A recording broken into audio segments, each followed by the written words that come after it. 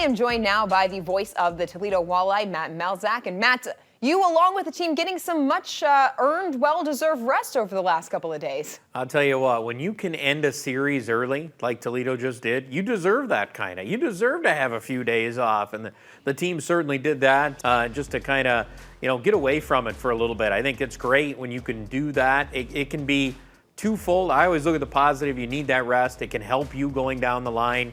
And obviously they'll get ready this week and be ready to go because, you're going to play a really good opponent coming up in the next round.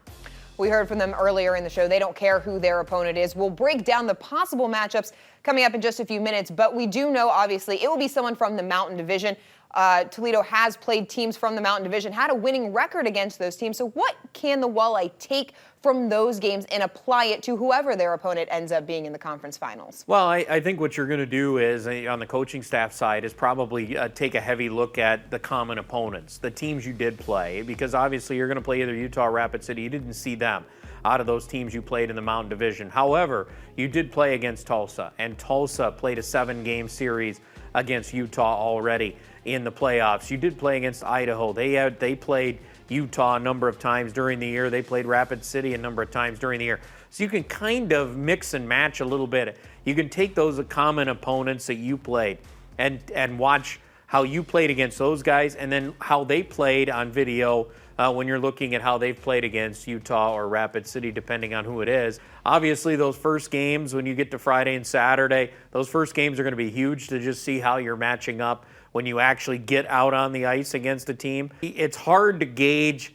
when you don't see a team at all during the course of the season and then to go ahead and try to play them when you get into a series. Friday night's going to be quite the feeling out process. You mentioned it's either going to be Utah, it's either going to be Rapid City. It looked like it was going to be Utah. They were poised to make the sweep, and Rapid City making a little bit of a comeback. But looking at both of these opponents, maybe what's one thing on each side that the Walleye should be prepared for each opponent? Well, I think when you look at the Utah Grizzlies and you go, okay, what stands out to you there? Well, I think it's their defenseman, a former Walleye player, 𝗦𝗽će𝗿𝗆, who has been lights out. 15 goals in the postseason. He's the defenseman.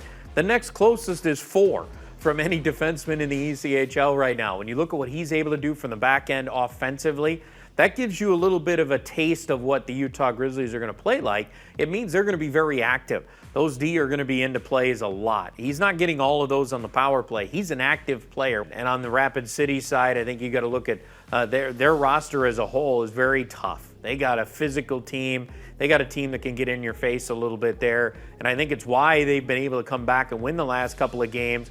So we'll see if they can continue to do that in the series and, maybe force a Game 7, or if we're all ready to go with Utah, maybe even as soon as tomorrow. What is the one thing that the Walleye need to carry into the conference finals, regardless of who that opponent ends up being? I think it's something that they can carry from the first 2 series as well, Dorian. I know they went to 7 games against Cincinnati, but their dynamite starts.